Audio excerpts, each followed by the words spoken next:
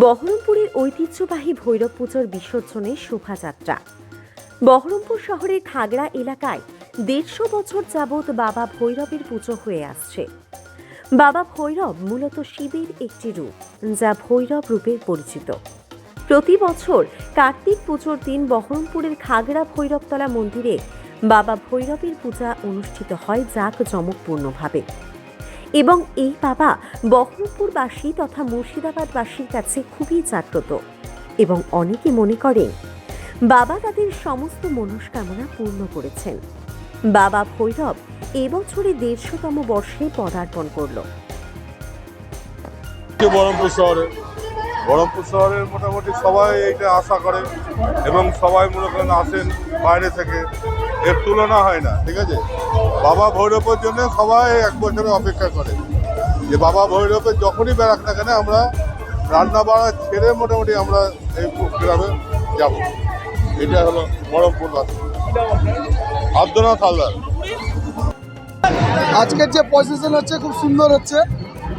যত ভক্ত এসেছে তারা নিজেরা আমরা বলেছিলাম যে এটা আমাদের বাবা না, প্রত্যেকের বাবা, তারা যেন সংঘবদ্ধভাবে এবং খুব শৃঙ্খলাভাবে যেতে পারে, এটা আমরা তাদের কাছে অনুরোধ করেছিলাম আগামী দিন। তা আজকে তারা এই কথাটা রাখতে পেরেছে। আমাদের পজিশন খুব সুন্দর যাচ্ছে এবং আমাদের প্রশাসন বহরমপুর থানা আমাদেরকে খুব হেল্প করছে এবং আমাদের খাগড়া ফাঁড়ি এরাও খুব হেল্প করছে, যথেষ্ট হেল্প করছে।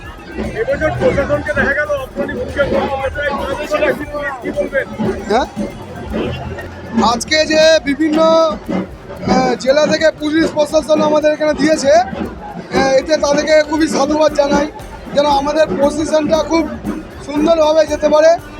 সেই জন্য তাদের প্রচেষ্টা, যে চারিদিকে যেভাবে গণ্ডগোল হচ্ছে তাতে আমরা প্রশাসনের সঙ্গে একমত যে তারা চিন্তা ভাবনা করেছে খুব সুন্দর। এবং আমরা তাদেরকে বলেছিলাম আমাদের এই পজিশনে হিন্দু মুসলিম সবাই আমাদের এই পজিশনে নেয়, আমাদের ডিস্টার্ব হবে না। তবুও আপনাদের কর্তব্য আপনারা করবেন, অবশ্যই আপনাদের যে কর্তব্যটা করছেন তাতে আমাদের সাধুবাদ জানাই আপনাদের। আমি ভৈরব সমিতির ট্রাস্টের সেক্রেটারি, আমাদের পুজো কমিটির সেক্রেটারি হচ্ছে প্রবীণ মণ্ডল, প্রশান্ত মণ্ডল, তারপরে অজয় মণ্ডল, এরা সব আছে। এরা আমরা এদেরকে সঙ্গে নিয়ে চলছি। হ্যাঁ, খুব সুন্দর পজিশন যাচ্ছে।